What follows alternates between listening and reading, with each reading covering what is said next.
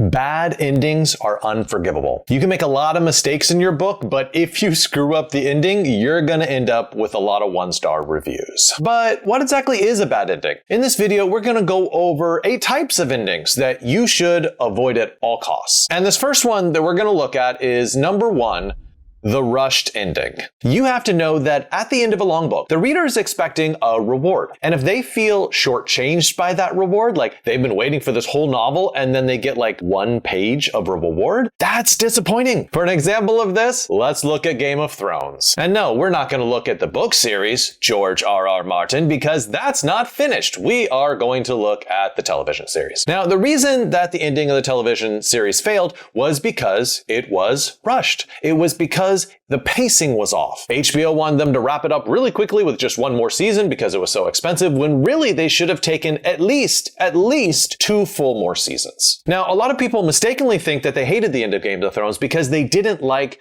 the twists. But the twists, the actual story twists, were not the problem. Those were actually good twists. The problem was the pacing was so quick that the twists weren't believable. 3 quick examples. The White Walkers were defeated way too easily in 1 single episode. Daenerys' turn wasn't convincing because it simply happened too quickly from hero to villain in a single season, and a short season at that. And the third pacing issue that was off is when the pacing was sped up, we lost all of the political drama, which really was the genre of the show in a large way, and instead all we were left with was action fantasy. If the show had slowed down and used 2 long seasons, then there would have been room for all that normal political drama alongside the action fantasy. Listen, for your novel, do not rush your ending. Take the amount of time that it deserves to give readers that reward at the end of the book that they deserve. A second type of mistake that will really ruin your ending is an outside force saving the day. When we go on a whole journey with a character through a whole book, we want to see them as an active character doing something that matters at the end. And when you have an outside force sort of swoop in and save the day, it feels unsatisfying because the person that we invested in no longer has a role to play. And for an example of this, let's look at Stephen King's novel, The Stand. This is pretty much the definition of a Deus Ex Machina storyline, where God swoops down from on high and solves the problem. In this book, there is a nuclear weapon coming to Las Vegas, and there is a literal hand of God that comes down and destroys the nuke. And, there's a reason why people felt cheated after this extremely long novel. I mean, it's a thick book. They felt cheated when they got to the end and realized, wait, that's the ending? To not disappoint your readers, simply have your main character be the one that does something to solve the problem. And if you have multiple main characters, every single character should have some sort of role to play in the ending. Now, are there exceptions to this? Yes, of course. And you might have already thought of a couple.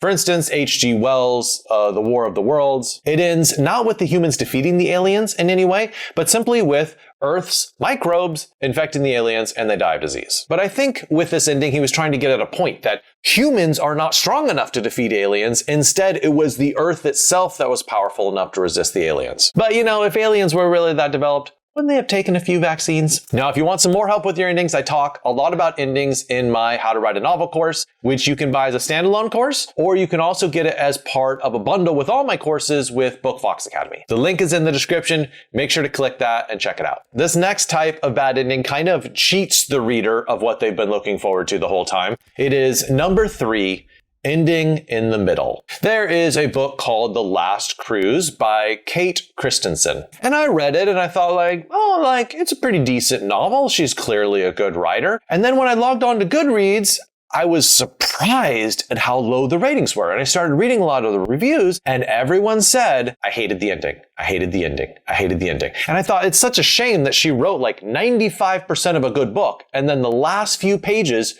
ruined it for everyone. But I knew exactly what was wrong with the last part of this book. It's because the whole thing takes place on a cruise ship and they are stuck in a storm, stuck in the middle of the ocean. They can't get to shore and rescue is supposed to be coming. But the novel ends without it arriving.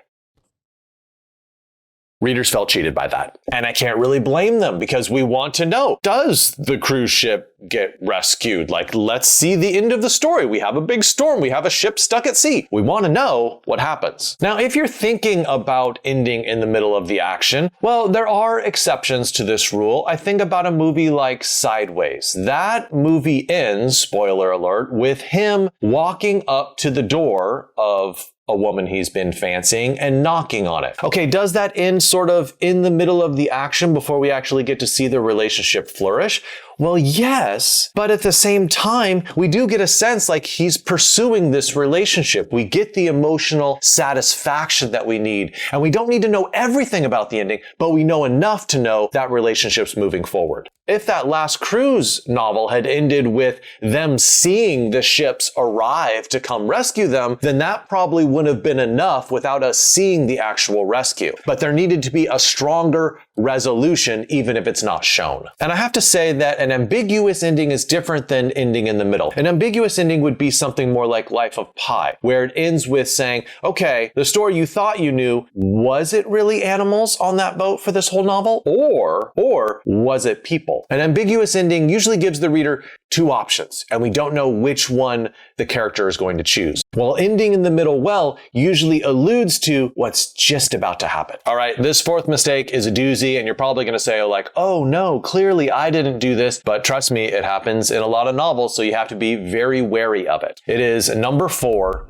changing topics or genre. You write a novel over a long period of time, and sometimes when you reach the end, the vision for your book has shifted, and so the ending has a different tone or tenor than most of the rest of your book. But your reader's going to feel that as a kind of betrayal. You've been promising them one type of book, and to pull the rug out from underneath them and say, surprise, the ending's a completely different genre. They're not going to like that. For an example of this, let's look at The Bone Clocks by David Mitchell. The first 85% of this book is a fairly realistic book with some little foreshadowing fantastical elements thrown in, but in general, it's very realistic. Then the last section of the book turns into a Michael Bay movie, where we have immortal beings clashing together on this huge stage. And I'm like, what did I just walk into? This was not the book that I was reading. This was not the ending I wanted in any way. If you promise the readers a certain type of book for most of the book, make sure the ending corresponds to that type of book and resolves the issues in a way that matches what you've been setting up this whole time. This next bad ending might be a problem for some of you optimists out there. It's number 5, the unearned happy ending. Now, let me say right off the bat, there is nothing wrong with a happy ending. You want to end your story happily? Go for it. You have my blessing. Not that you need it, of course, but I like you guys. I'm trying to help you guys out. I think a better question to ask yourself about the ending is whether it's believable, whether it's happy, whether it's sad. Do we believe this is the proper ending for the story? Another thing to watch out for is whether your ending is happy because of, say, a coincidence, just sort of like a chance of fate. Well, that seems very convenient, doesn't it? Often coincidences absolve the main character of the responsibility to do the hard work of making the end happily. They should have to work as hard as possible to make sure the end is happy. Otherwise, the reader's going to feel cheated. And a third thing to watch out for with a happy ending is whether the happy ending seems too expected. If you want that happy ending to feel earned and inevitable, then what you have to do is you have to lean against it and constantly trying to be convincing the reader that this ending is going to be horrible and tragic. That way, when you finally deliver the happy ending, we're like, whew, I thought the author was going to go in a different direction with that, and I'm very glad they didn't. And little example here, if you end with a happy romantic ending, it will feel earned as long as you had those characters nearly break up, go through a lot of struggle, encounter physical difficulty, encounter difficulty from in-laws. You throw a lot of stuff at them, and by the time you finally deliver the happy ending, we're like, oh, I'm so glad they worked through all of those many difficult issues. Finally, a happy ending. I believe it. I buy it. I'm happy for it. Now, for a bad example, watch any Hallmark movie, because it's always like a happy ending. You knew it was coming. You knew there was no other way they were going to end it. And usually the problems are not that big. Like they're like speed bump problems, if you know what I mean. Like you go over a couple little speed bumps, then it's like, yay, happy ending. I really hope that none of you have done this next mistake, because honestly, it's probably the worst one out of all of the mistakes I'm mentioning in this video. It's number 6.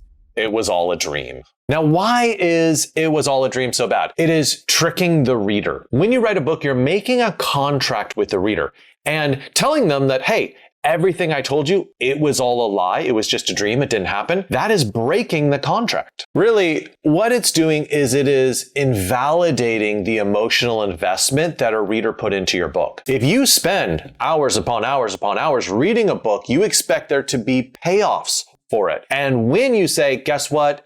Nothing happened. How do you think that makes the reader feel? I think a second problem with this type of ending is that it really undermines any sort of consequences. You absolutely need consequences in your novel. There has to be stakes. Decisions that the character is making, actions that the character is making have consequences. Something has to happen because of those. And when you end on, it was all a dream, there's no consequences whatsoever. We go all the way back to square one, and it's as if the book never happened. Now, I remember when I was watching Lost as it was coming out, a lot of people were worried that it was going to end in it was all a dream. Thankfully, thank God, it did not end this way. And that was definitely a good decision that the writers made. But there is one other really famous example of where this was done in television, and it was the 9th season of Dallas. So something major happens at the end of season 8, a character dies, and then at the beginning of season 10, they say, guess what? All of season 9 was a dream. None of it happened. Now, that happened in 1985, and I think it is a testimony to how badly that story technique was taken by everyone, that no other television show has used that concept in the years since. So let that be a lesson to you. It is not a good idea. But I do need to bring up one exception that you might be thinking of. What about Alice in Wonderland? At the end of that story, she wakes up and she was like, it was all a dream. How does that work? I think it works because the entire book feels like a dream. Like as you're reading it, you're like, this is crazy stuff. This is exactly the type of thing that would happen in a dream. So we're already thinking this is a dream. So by the end, when it's revealed this is a dream, it's not a surprise. It's a confirmation of what we already knew. This next mistake is a tricky one, and it needs to be handled with nuance. It is number 7.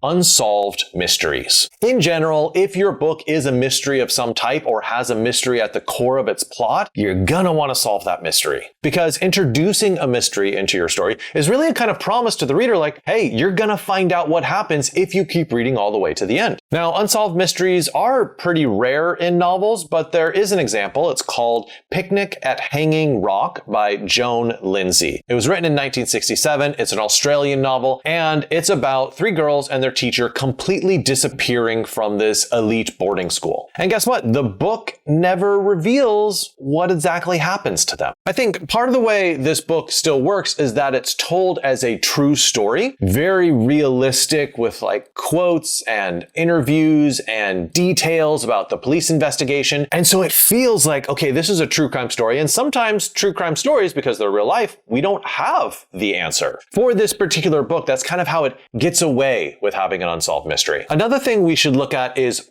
partially solved mysteries. Sometimes this can work. And for an example of this, we're going to look at Tana French's In the Woods. In this book, there are 2 main mysteries. A mystery that happened back in the 1980s with some kids disappearing, and then also mystery happened with kids disappearing in the present moment story. Now, one of those mysteries is solved, and then the other one wasn't. And that is part of the reason why a lot of readers were sort of upset at this ending. But in general, I think if you resolve the main mystery but leave minor mystery unsolved, I think that can usually work. Now, one other exception I should mention is if you're writing like a very literary novel and you're doing some sort of postmodern playfulness or something like that, and an unsolved mystery is the point of what you're trying to say, like sometimes we don't know the answers, like you're making an epistological argument. There's your big word for the day. Yeah, absolutely, go for it. But I would say in most upmarket novels, most commercial novels, most general readership novels, that's not something you're going to do. The 8th and final mistake that we are going to look at when we're dealing with endings is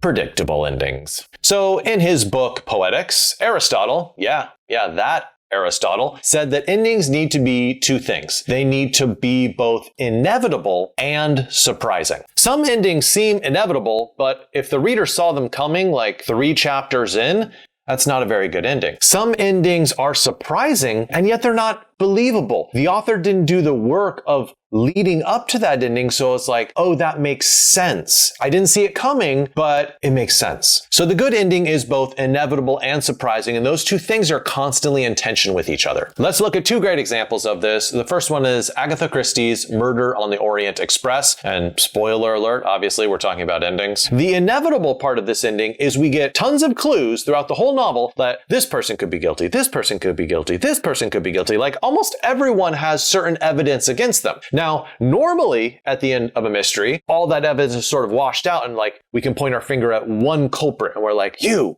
are the one. What was surprising about the ending of this novel is that instead of one person being guilty, everyone on the train was guilty. Oh, didn't see that coming. And yet, because the entire novel had shown the potential evidence about every single person, it was inevitable. You're like, of course! For a second example, look at George Orwell's 1984. There is a type of inevitability about Winston being able to defeat this totalitarian state. Like, bro, like, you're gonna lose, you know? I mean, that just makes sense. But really, the surprising part of the ending is not him pretending to go along with the state, but really like a wholehearted embrace of Big Brother. We didn't expect his total and utter capitulation and actually love for Big Brother. If you haven't yet subscribed to the channel, please subscribe. If you haven't yet liked this video, please like it. And I really appreciate all of you writers out there working hard on your stories. I hope this video helped you with your ending. Happy writing!